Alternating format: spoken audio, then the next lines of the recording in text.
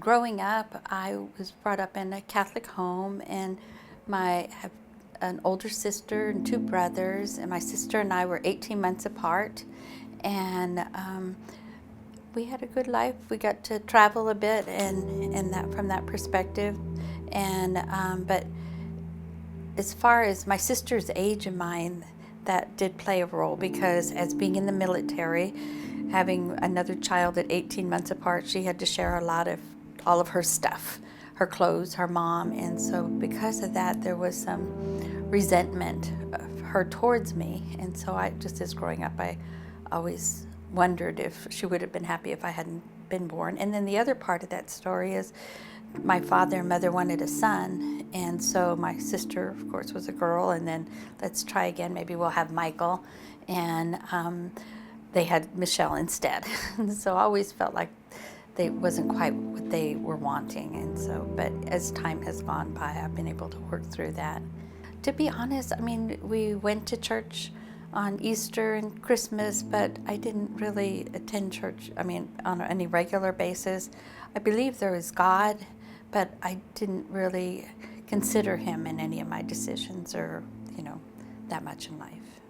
My story is a little different than most in that I was married and I had a 9-month-old baby girl, and because of my childhood, I had always planned in my mind that they would not be too close because I didn't want what happened with me and my sister to be repeated. So when I had the symptoms of being pregnant, I went to the pregnancy care center down by the college, and they confirmed that I was pregnant, and anyways, and there was an urgency to, you'll need to make a decision very quickly. When my husband came home, I told him I was pregnant, and I felt like he was giving me an ultimatum.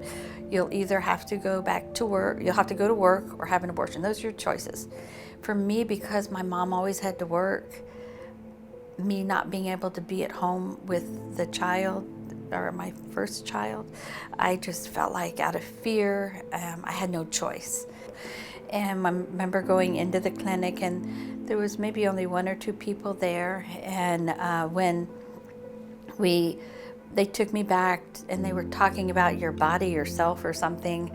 Anyway, just trying to let you know it was all okay, it was normal, it was just a tissue, it's not a big deal. And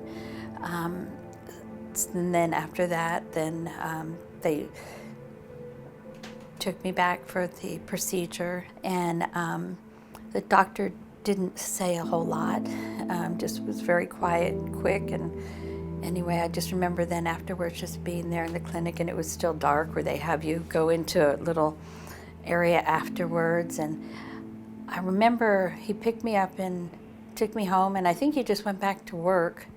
And I just remember being at home and just going in a corner in a fetal position, pulling out my hair, thinking, what was I thinking? How could I have not realized it was, a baby? And honestly, from that point forward, I never thought about it again for 14 years, ever. And it wasn't until I was listening to the radio on Dr. Dobson, and they played the story of Tilly, and I cried all afternoon.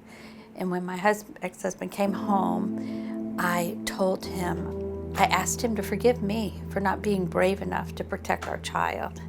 And he just kind of looked at me and shrugged it off.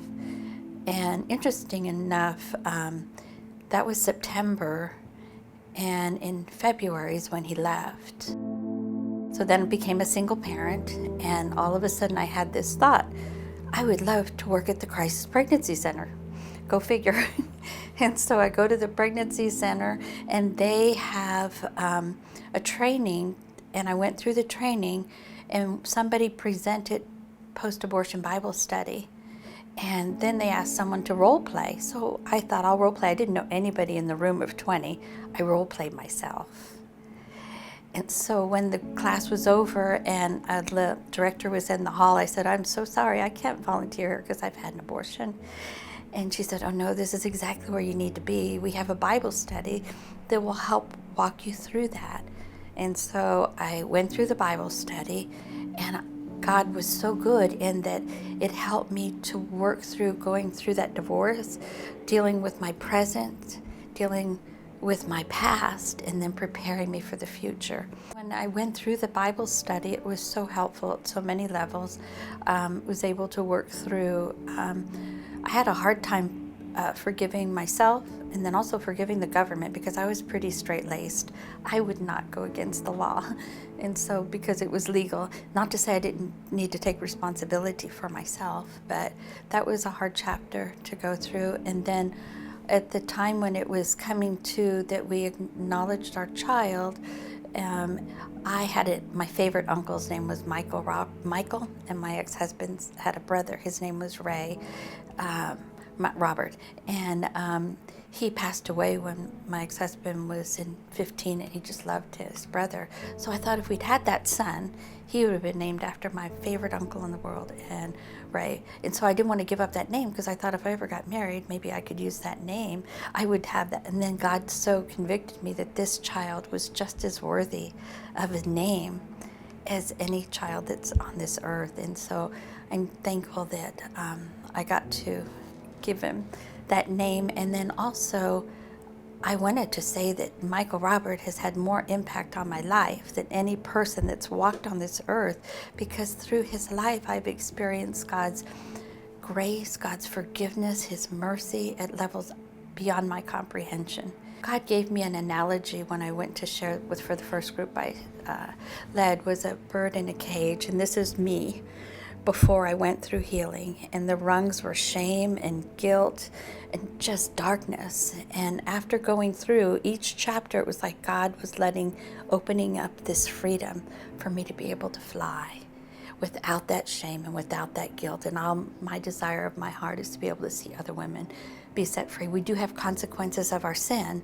but God came to set us free, and so for them to have that freedom too.